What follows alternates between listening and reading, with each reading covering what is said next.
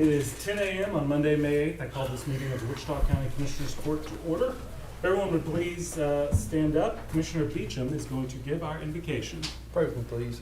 Our good and gracious Heavenly Father, Lord, we come to you in humility, Lord, and asking for your guidance and wisdom, Lord, to conduct the county's business in a way that would be honoring and pleasing to you, Lord. Lord, we thank you for the privilege of living in the greatest country ever, in the greatest state on the planet, in a wonderful community, Lord. Lord, we pray for our first responders, Lord, that are out in harm's way, and Lord, we pray for the one that was injured over the weekend, Lord, that he'd make full recovery, Lord. We just ask you to guide us, lead us, and direct us in all things. And we pray these things in Jesus' name. Amen. Amen. All right, let's do the pledge to the American flag. I Pledge allegiance to the flag of the United States of America and to the republic for which it stands, one nation, under God, indivisible, with liberty and justice for all. And now the pledge to the Texas flag. Honor the Texas flag. I pledge allegiance to thee, Texas, one state, under God, one and indivisible. All right, everyone, you may be seated. All right, at this time I'd like to invite Carrie Goins, the Executive Director of Child Care Partners, up to talk about the Arthur B. Williams Luncheon honoring working moms. Judge, thank you all for having me here today. I'll try not to take up too much of your time. But as you know, anytime you go to talking about Arthur B. Williams, there's definitely a lot to say.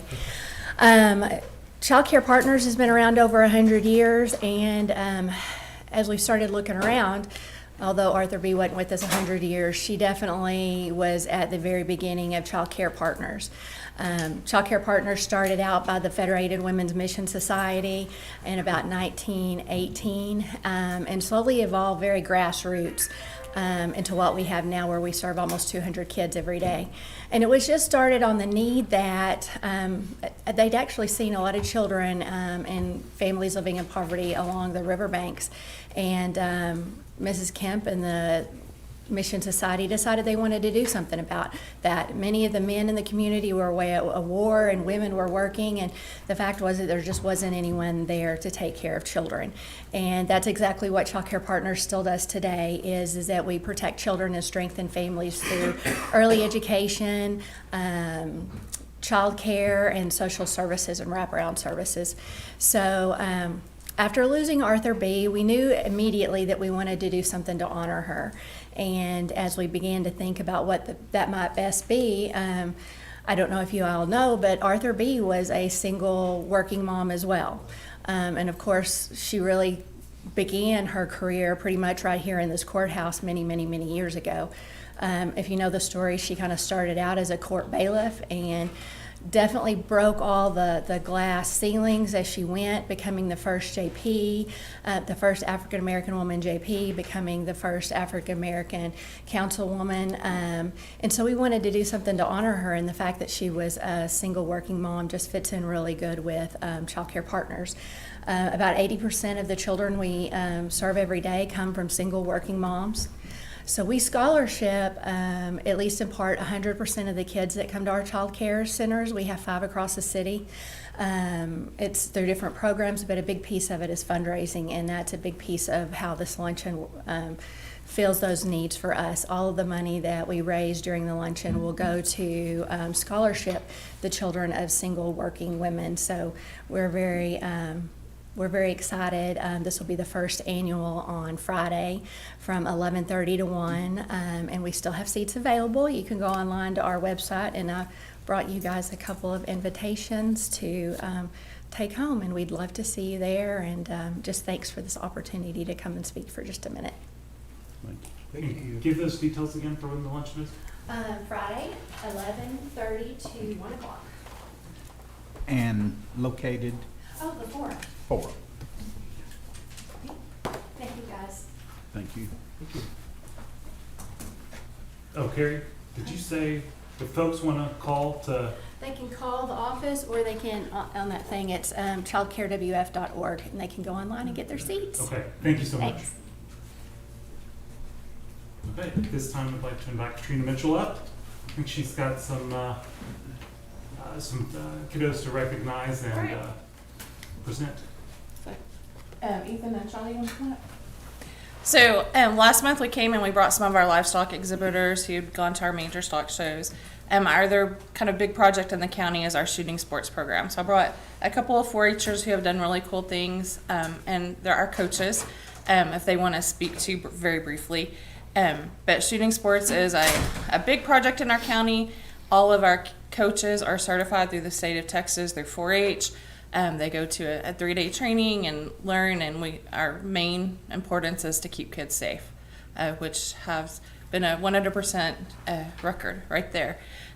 So we've had some good contests this spring. We've just finished our district trap shoot over the weekend in Iowa Park. This Saturday is our district archery contest, and we have 7 or 8 kids attending that. We had 6 at trap. Rifle and pistol was a couple of weekends ago as well.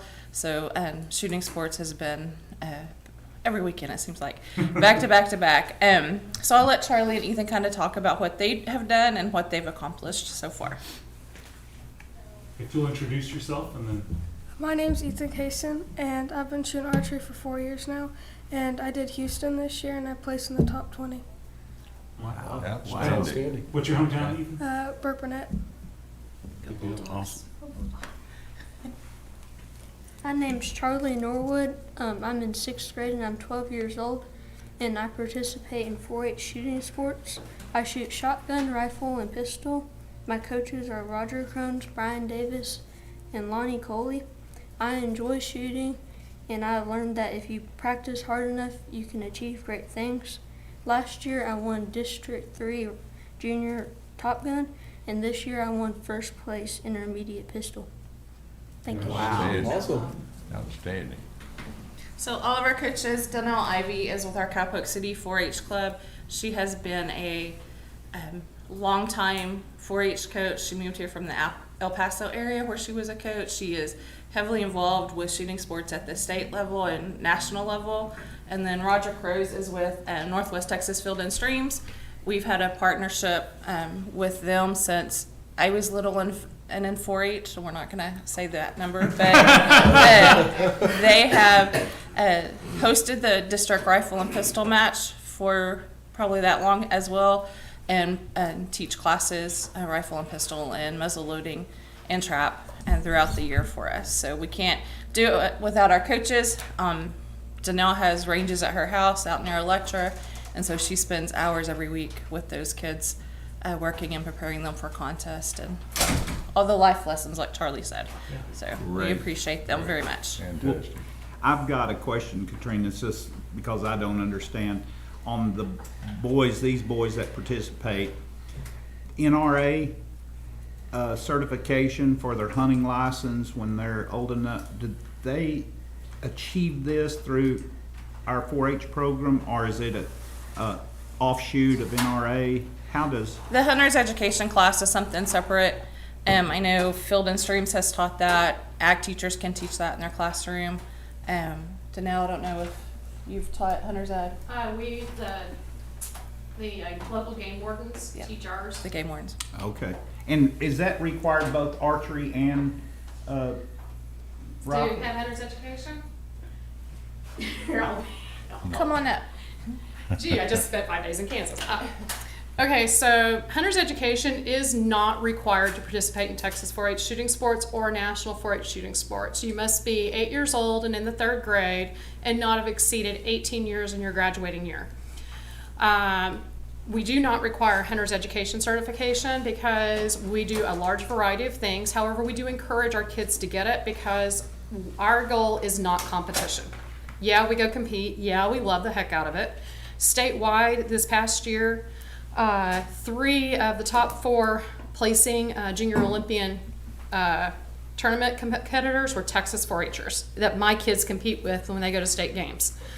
So it's a mutual. We love having the game wardens on board. The game wardens love having us. We strongly encourage, we teach hunter's education ethics in our classes as we are working through the day. But to be a means to its own, it's not. It's part of what we do, the heart of that big picture of education, because what we want is to create safe and competent youth who love shooting sports in all the different aspects of it for their entire life. And our success is not only when they bring back their kids, but when they bring back their grandkids. And that's our marker for success. So yeah, we like gold medals, but we like education. It's not about the competition, but it sure is a fun side. It really is nice to see our name up there. And it's a tremendous safety program, which is, that's. Katrina cited the state statistic. However, the nationwide statistic for 25 years, there's just recently been a white paper published on it 2 years ago. Our national safety record is 0.00025 incidences in 50 states over 25 years. Wow. Yeah. The key to that is because, as she said, we have a national curriculum, and we follow it at the state level, we follow it at the county level. All the way down, everyone is consistently following the same best practices. Just this week in Kansas, one of our groups, we completely went back and relooked because our curriculum had not been updated in 5 years. So we went through and relooked at some things and asked how they apply across 50 states, so that there is room for Texas to offer the world and Hawaii to only offer archery and air pistol. So there's room for everybody. We keep that consistent, we keep it reviewed, we keep it up to date. And that is actually unique in 4-H because no other project area requires all of their coaches to be certified at the county level. And then at Texas, we have 60 level 2 instructors, and our job is to teach all of the level 1 coaches a 3-day weekend, so we go to a 5-day week. And then we actually just recertified one of our instructor coaches as a national level coach, so he'll be starting to run national workshops now. So it's very, very reviewed, very updated, very safety oriented, and we're all very in on it and key to it because that's our success. Cool. I just want both of these young men to remember that if a war breaks out, I'm on your side.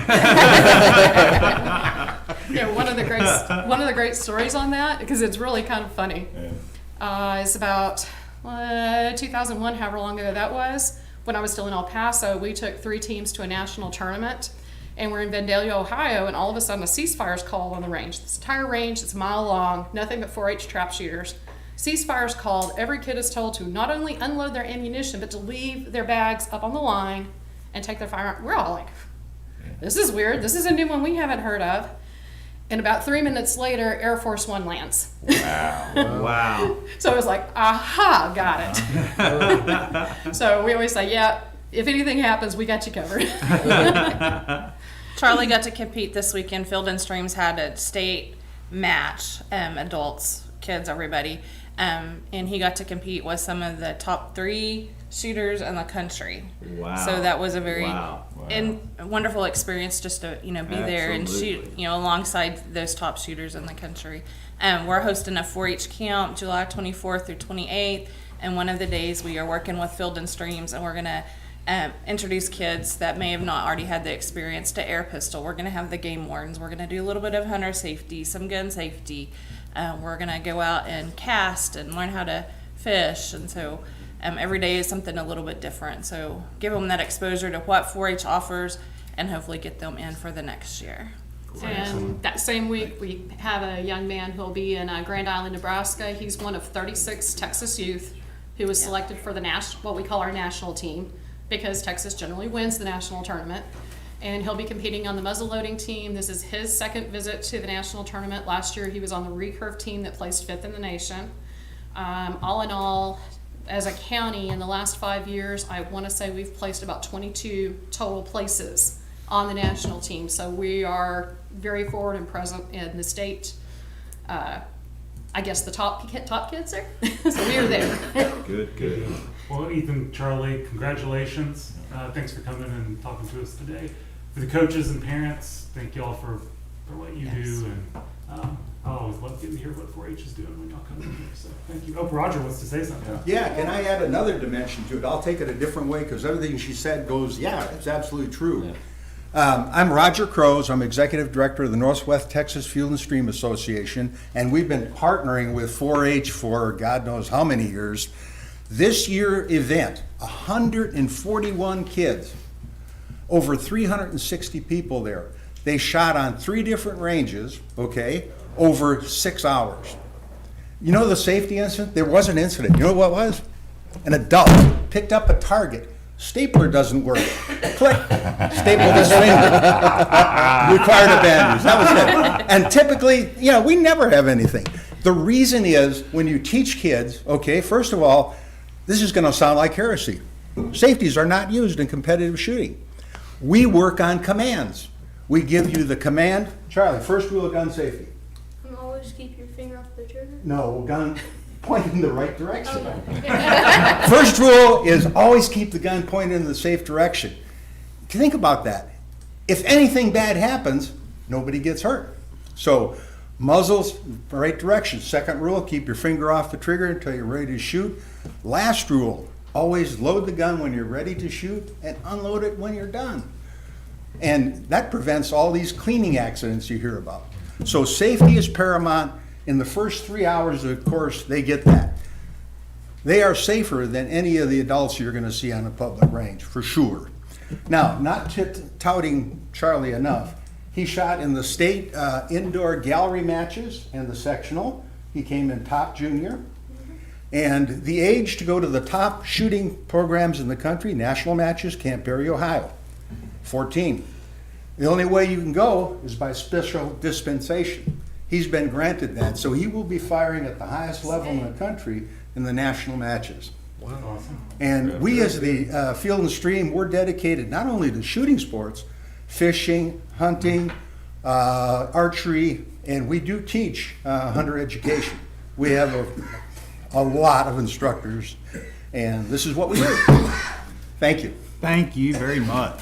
You mentioned a term there that all of us have heard all our lives, and that's Northwest Texas Field and Stream. How long has that organization been in? 1928. We're approaching 100 years. I know, I've heard it all my life, and doing great things, not only in shooting, all that conservation, all the other things that they do. Another great organization in our community. We've been doing the boys deer hunt for, 50-some years, 40 kids. And we have like 50 deer stands on 38,000 acres where landowners cooperate with us. Yeah. Well, a few years back, we started the girls deer hunt. So now we have 30-some girls going for a 2-day hunt. Wow. And and these landowners, they're so cooperative, and they just want to make this possible. And these are kids that, like my daughter would not be eligible because we can hunt. But it's kids who don't have that opportunity. So that's what it's all about. And they've made accommodations to have some special needs kids as well. So open opportunity for all. So Yep. Well, it's good we don't have any passionate adults. That love No, I don't care about this at all, right? I'm younger than him. I've only been doing it 22 years. One girl, she started in our program at 8 years old. Her name is Charisma Owen, and she's now 19. And she, 3 weeks ago now, in the Texas State Rifle Championships, she won it as a junior, the only woman to ever win it. And now she'll be going with us to Camp Perry also. She's working on becoming distinguished in pistol. Wow. So that's what it's all about. Yeah. Well, Katrina, we thank can't you. do it without great coaches and adults. So we do appreciate them so very much. Yeah. Thank you all for coming and Yeah. for Thank what you do. you. We appreciate Thank you all. Boys, very proud for you. Whoops, good job.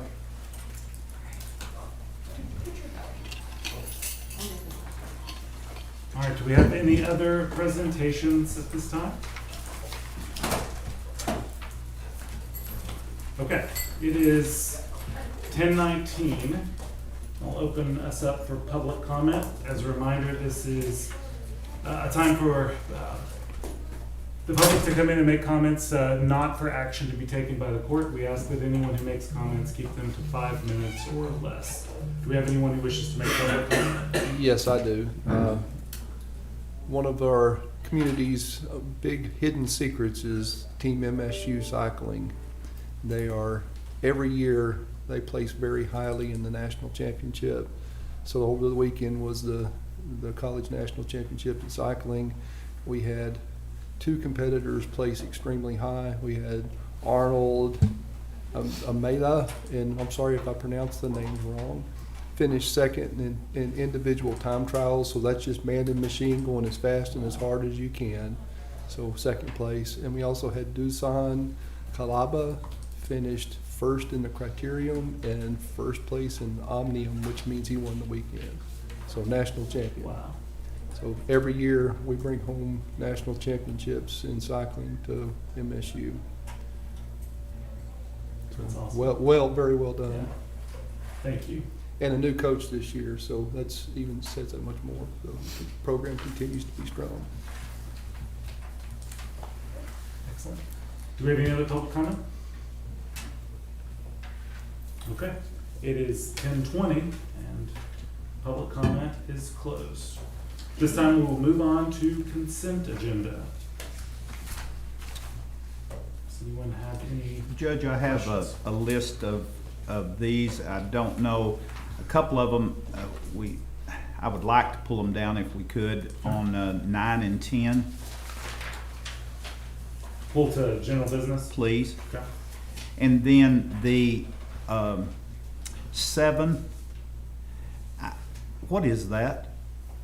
So that is part of a state program on electrical cooperatives. Hold on, let me grab my notes.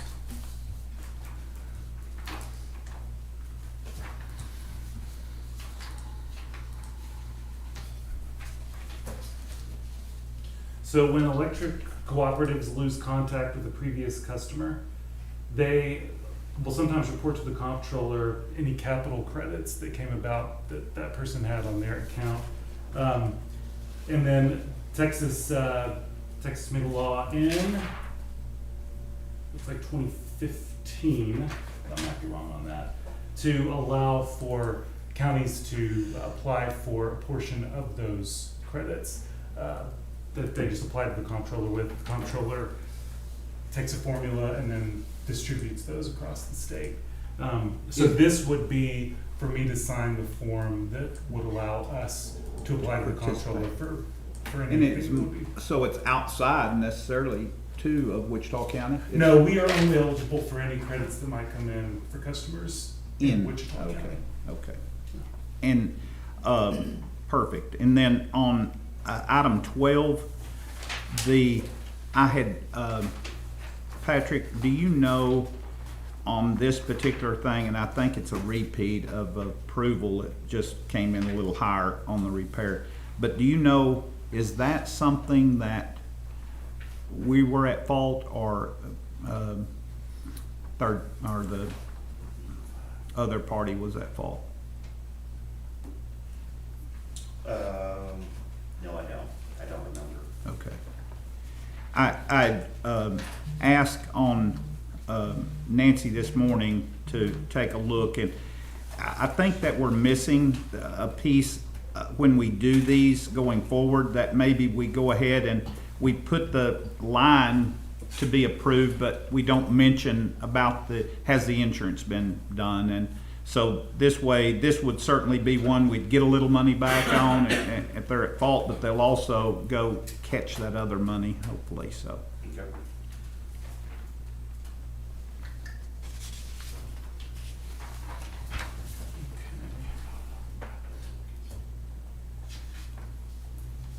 And I'm gonna ask, sorry, Tommy, on Nemo Q,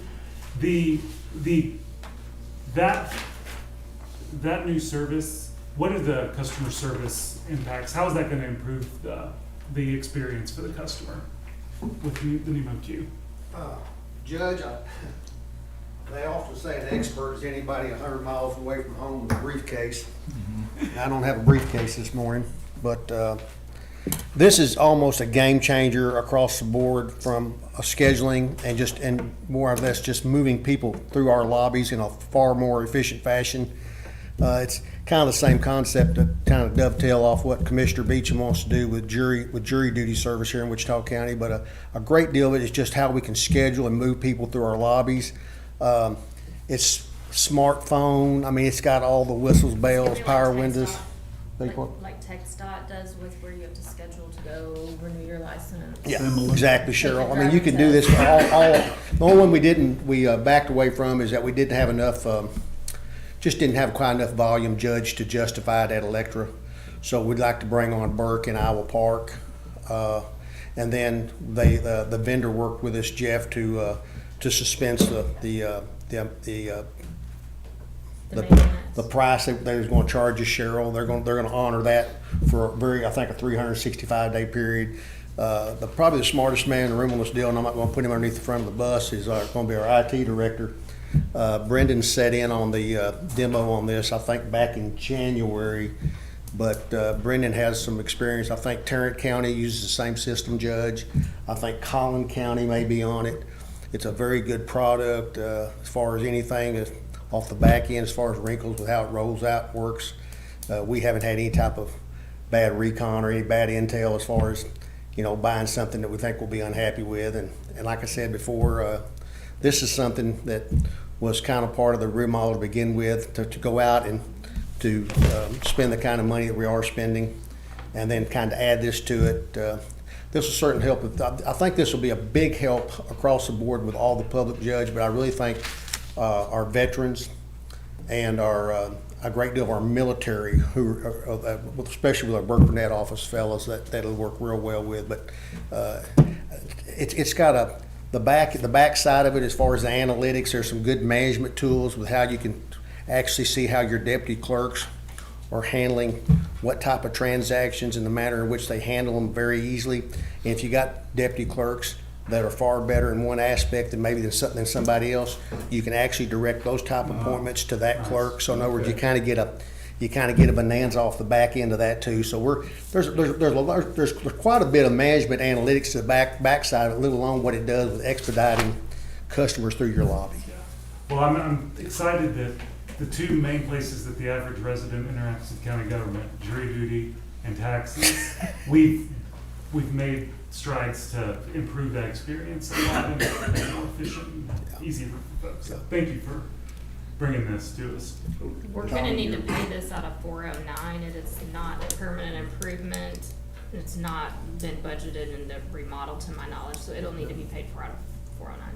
Will the Burke and Owl Park just be temporary while we're using those, or will that? No, this will have a user fee on it every year, a maintenance fee, but no, it's now, We're still gonna operate. Yes, sir. Yes, Barry. We thought we could get these two on with the length of this remodel going as far as we could. Anything we could do. I think the judge said he was over at Iowa Park and Burke last week or so. Those offices are just off the grid. I'm telling you. But Iowa Park, if you throw a dart, it's almost smack dab the center of Wichita County. And then you look at the demographics on the north end of the county, Burke Burnett.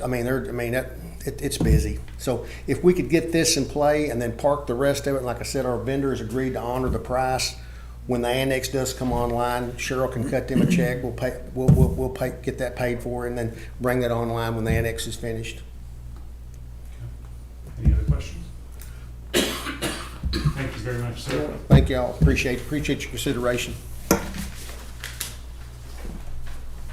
So I've got 3 notes then on the consent agenda. For item 4, it'll need to be paid from 409. Okay.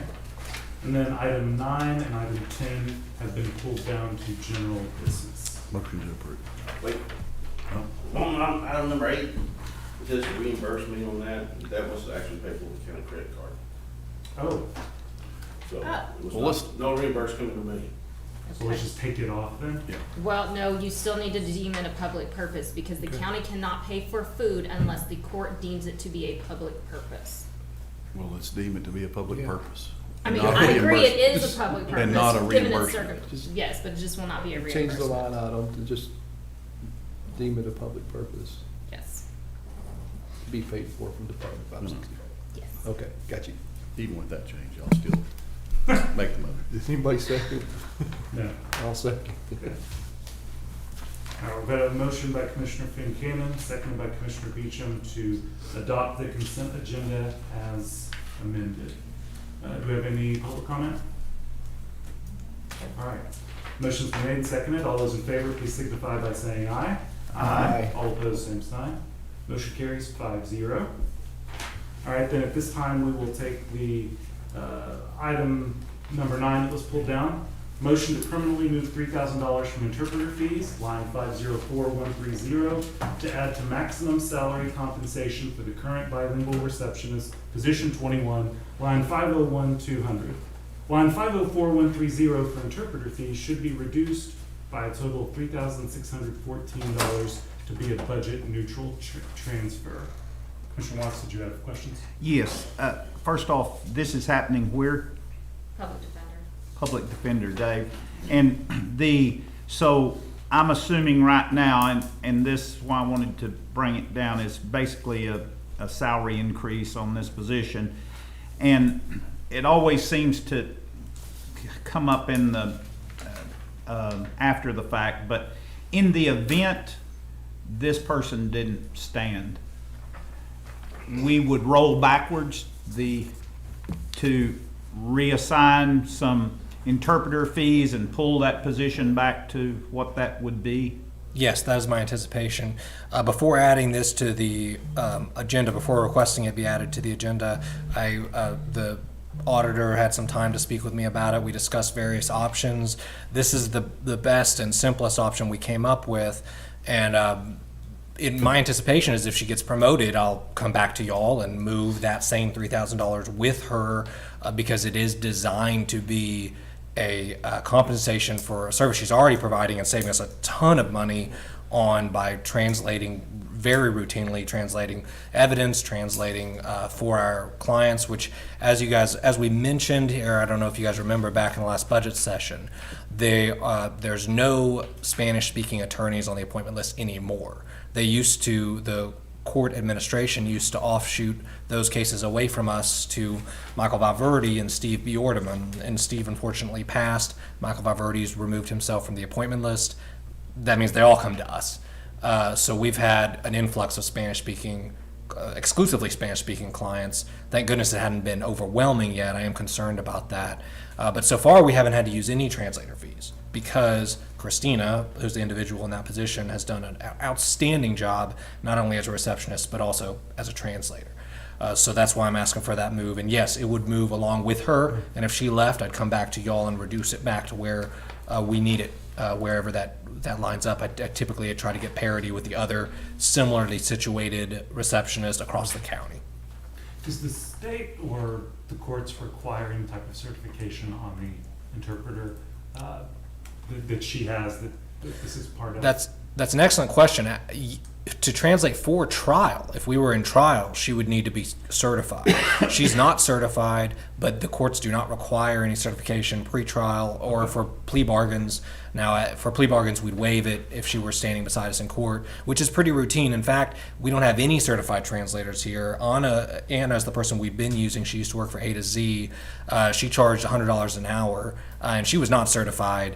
And if we were in trial on a Spanish-speaking defendant, that would be a pretty big deal, and we'd have to come back and readdress it. That $11,000 I asked for that y'all approved last year for translators fees was anticipating a non-certified person who pled out. That's one case. I calculated out what it would cost for, let's say, 5 pre-trials, 1 conference with the client, going over evidence once with the client. That would have roughly equated to $11,000 for one client without going to trial. And I would have had to come back to y'all or the courts to ask for a certified translator should that have been, should it go to trial, which thankfully from a budget perspective, we have not had to do that yet. Okay. And currently I don't have anything on that's looking that direction currently in our office. Any other I have questions? a question a little bit. Oh, go ahead. Go ahead. I have a question a little bit different. This interpreter fees, and this is probably more of a Cheryl question. How much do we budget a year for interpreter fees? Well, for the public defender, last year we budgeted $11,250. And that was because of that one trial. No, that's because of, I was calculating what one individual who didn't speak English would cost, assuming the person did not go to trial, assuming they pled out. Okay. And what concerned me, and this is what I was thinking, if we have interpreter fees and we're wanting to transfer that into a salary position, if we get different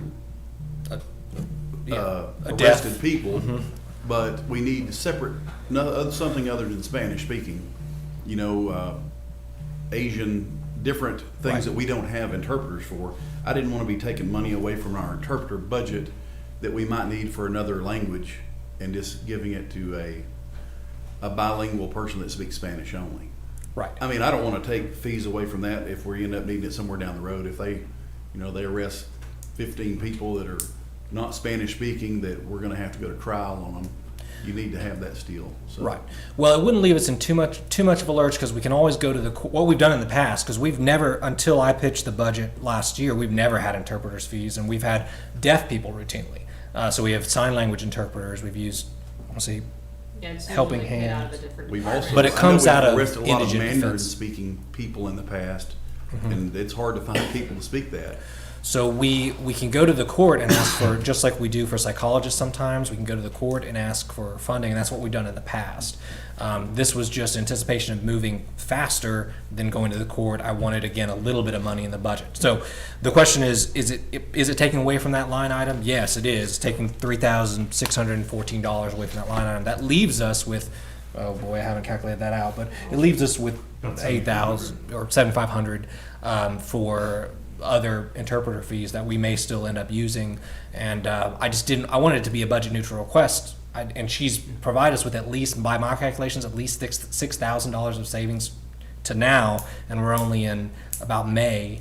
Because technically she could take her PTO and then work as a contract laborer, and we would pay Yeah. her anyway. So she would then get paid twice. Yeah, her other This option actually is saves sell us her vacation time, basically. Sell us her vacation time at $100 an hour, and that would provide a lot more income for her, but this will make it as part of her, I've discussed this with her, and this is part of her job responsibilities to translate for us, at least in office for our clients within our own office.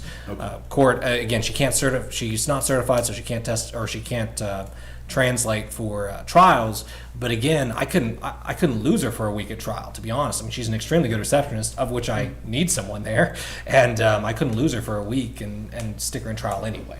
So I'll be having to go to the court for that funding anyway, which does come out of the county's budget, but it's out of the different pot, but county budget, yes. It's a whole thing. Yes. All right. I can definitely see the need in having a similar situation in indigent health. We need a receptionist that can speak multiple languages. My question is, if we're paying a premium for a specific skill, do we change the job description to meet that? So going forward, that would be a requirement of that. So we're amending the salary line right now. Right. So that way, moving forward, that's always a requirement of that position. That sounds reasonable to me, at least while she's there. You The might problem not be able is, to find that. But if you can't, person, then you back it down. right. Well, that's We're- what we we're- discussed. We're before. tagging it now, and those tags never seem to go away once we do something. So That's I would think that we would want to amend the job description to, that's a requirement of that position moving forward. I'm on board as long as I can come back to y'all if I can't find somebody who's bilingual and rediscuss lowering it. Lower it down and get a Lower it person down. hired. Yes. We can always not hire to the max. Right. Yeah. It's always And encouraged. Cheryl, what does it change that position to then? What is the annual pay of that position?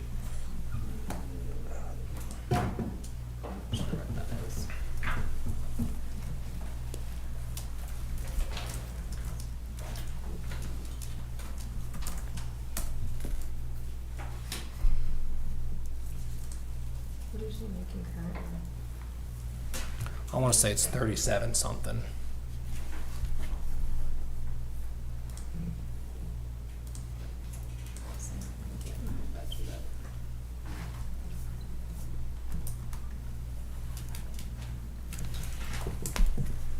Is it the receptionist clerk position in the 9, or is it? That is position 20. Well, under the amended position numbers, it's 21. Under the old, remember we moved the numbers around, but yes, I think she was at 34, and I think this bumps her up to 37, some odd. Would it help to note that as a bilingual position? I think that's That's what why you're just what discussing. I asked to do is change Yeah, the job description. right. That way, moving I thought forward, that's what if you were, yeah. That's what it Which I requires. think that would help us down the road. You understand? why it's Yeah. at a premium Yeah. above others. So Yeah. I think that's very reasonable. We'll take care of that. Okay. Do we have any other? Oh wait, we're waiting on the answer.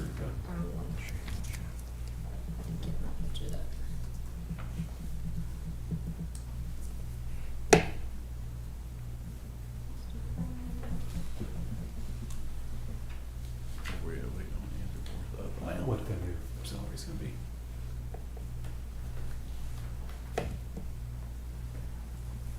What position is she? 21? There isn't a 21. Well, waiting the new one. Staff secretary. Was she in the grant match? No, she's in the receptionist. Do you mind if I look over your shoulder? No, go ahead. She's in the number 9 here. On the Receptionist yeah, clerk, number 9, yes. Yeah. Number 9. I would suspect if you advertised that position to fill it down the road as bilingual, It that takes would it to limit your 37,860. pool considerably. With the max. in this 37,860 with the uncharged. raise. Yeah. Not that I need to know. We're paying the premium for skill. It would, and that's definitely needs to be noted to justify the difference in similarly situated. I understand that. Motion to approve. Second. All right, we have a motion to approve by Commissioner Buchanan, and seconded by Commissioner Beecham. Do we have any public comment on this item? Okay, the motion's been made. All those in favor, please signify by saying aye. Aye. All opposed, same sign. Motion carries 5-0. All right, now our next consent agenda item that was pulled down. Motion to move a portion of position vacancy money, $8,000, from line 501-200, position 10, to office equipment, line 503-153, for the replacement of 3 laptops in the public defender's office. This transfer is for 2023 only. Commissioner Watts? Dave, I was concerned when I saw this on, so what position is this that's open? It's a vacant. It's a. Well, I don't know the position. I don't know the position number nor the new position number. But what it is, it's the motion to revoke, motion to adjudicate position that works with Marty over there in what I call public defender annex over there. It's been vacant for a pretty long time. We moved an attorney over to a regular rank and file staff attorney position. It pays under 2023. It pays $75,000 a year. That leaves us. I mean, it's been vacant for about what is that, six months ish. With leaving a lot of vacancy money, generally, which you guys get back, I'm asking for a portion of that to be moved over to equipment so that I can replace some laptops, which are all of our laptops are about 6 years old roughly, and one of them's broken. I would like to move one of the laptops to the internship position so that she can work with the Z drive and view discs and stuff like that. I guess But that position is going to be filled on June 10th. Say that again. That position is going to be filled on June 10th. We have somebody lined up. Okay, and so He's not going to fulfill. He's not going to need all the 75,000 for the current year since we're Right. 6 months. We've got 5 months unspent. Mm-hmm. okay. Brendan? Is that reasonable? Yes. We've had discussions with Brendan about options and stuff like that moving forward. Really trying to lean into the full paperless thing still. So we're looking at some of those convertible tablet computers, looking at options there to try to actually be able to use them in court as opposed to bringing paper files. I'm not super optimistic about that, but the computers at this point need replacing anyway, so we might as well replace them with something that can do the work. The price difference is not substantial between a regular laptop and a tablet laptop. We're moving rapidly to bring technology into all the courtrooms, and by the end of the summer, everything should be updated, so. Judge Butler in County Court of Law 1 likes it so far, Yeah. so he was the test case, it seems like. And Yeah. they did it, over the course of a weekend, that thing was kitted out, so Yeah. impressive. It's where we're going with all of them, so.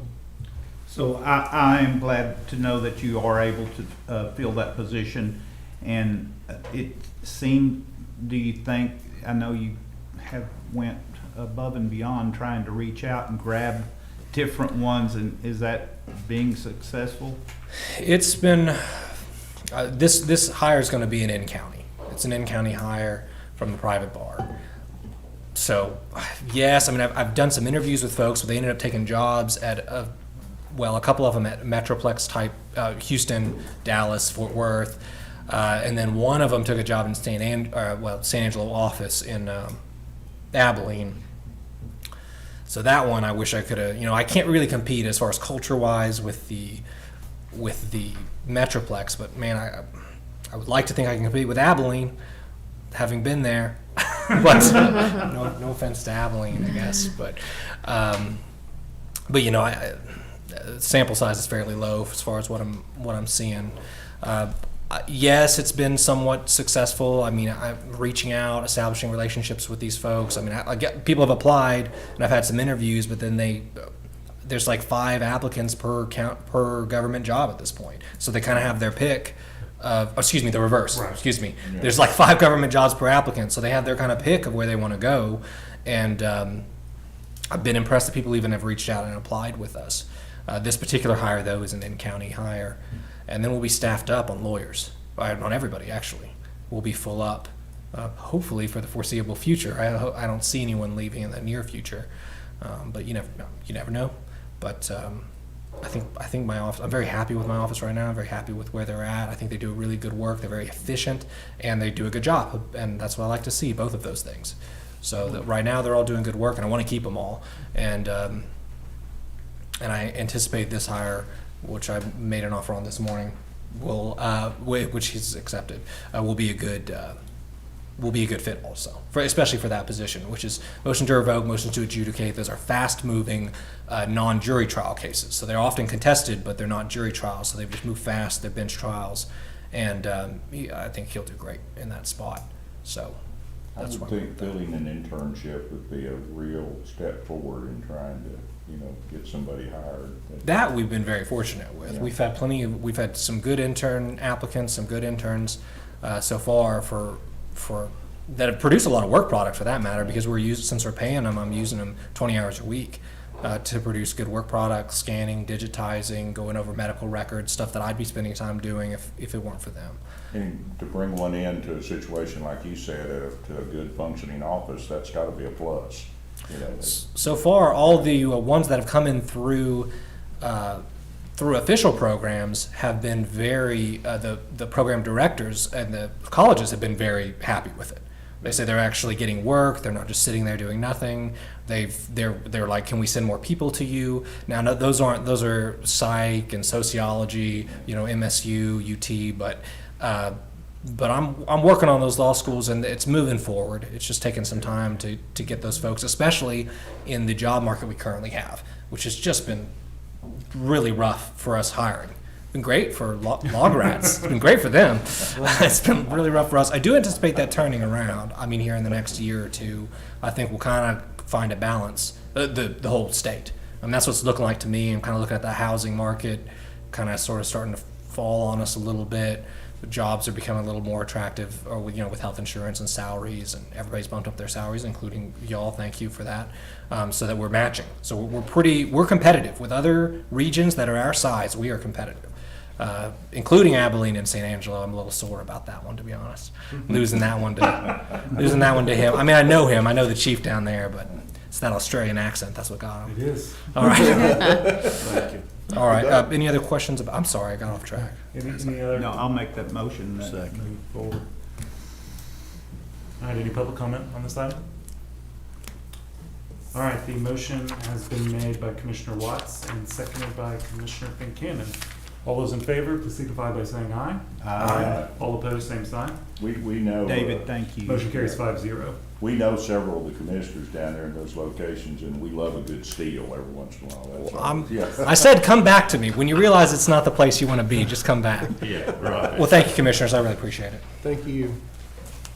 On that note, Judge, too, Annette, I know that I've dealt multiple times with your office on Spanish-speaking individuals, and it's a important role in your office, very much so.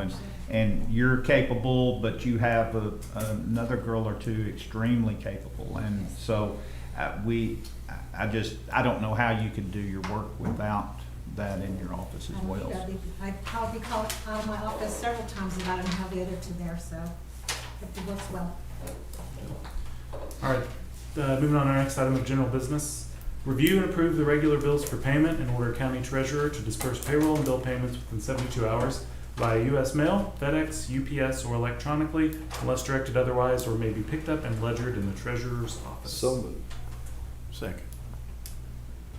All right, do we have any public comment on this item? All right, the motion's been made by Commissioner Beecham, seconded by Commissioner Fincannon. All those in favor, please signify by saying aye. Aye. All opposed, same sign. Motion carries 5-0. All right, I'm actually going to pull down item number 2, receive treasurer's report. Our treasurer is not feeling well, so he's not here to make the report. So I'm going to pull that down for today, and we'll push it to next week, unless there's objection. Okay. Yeah, I mean, you can make the treasurer's report if you want. Sign up. Yeah. All right, and item number 3, receive update on courthouse renovation, elevator projects, and county courthouse annex. Well, the bad news first is we're not getting our inspection today on the elevators. The good news is TK Elevator is here to finish the project. They could not make it last week. It didn't work out with the scheduling. So as of this morning, we are scheduled for inspection on Thursday.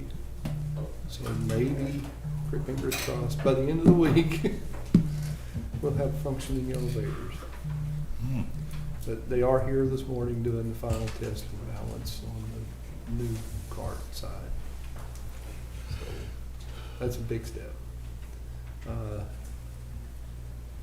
Annex, the scaffolding's gone, the construction fencing's gone. There's still work to do on the exterior. We still gotta punch through the wall to put the ATM and the night deposit box in. Lighting's still yet to go. They've started building the office walls inside the motor vehicle side of the tax office. That's moving very rapidly. Very, very rapidly. So the project's going well. Here at the courthouse, we've got too many loose ends, way too many loose ends, and dealing with the flood issue has made it even more difficult. I believe Danielle's furniture is either in or being put in as we speak. So it didn't go as quickly last week as I'd hoped, getting them back in, but they should be in today. The temporary courtroom is moving along quickly. I've got to call into the city to help me get over a hurdle there.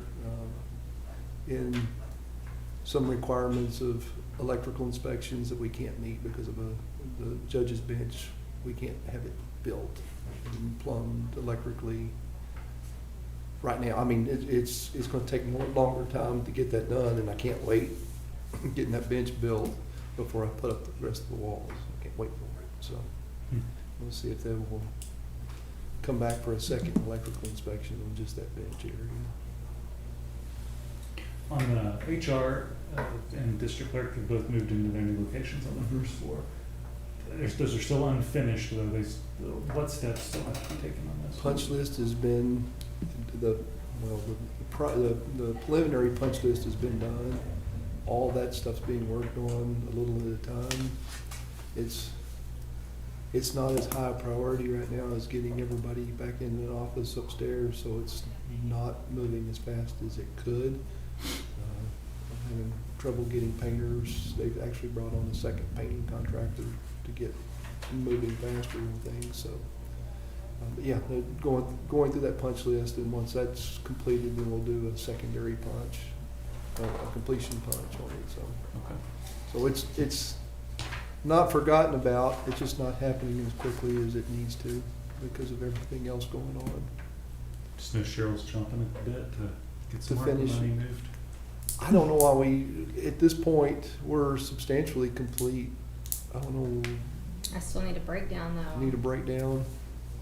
So, Okay. Till something, gotta have a breakdown so I can figure out which pot of that money's coming out of. Okay. Well, if there's a way to get her that before it's done. I will, Cause I know 401's like a lot of money. I will call HPA and see if we can't get something. We'll talk. We'll talk. Lot of things going on. It's never a dull moment, so. Well, that's the truth. Do we have any questions on that item?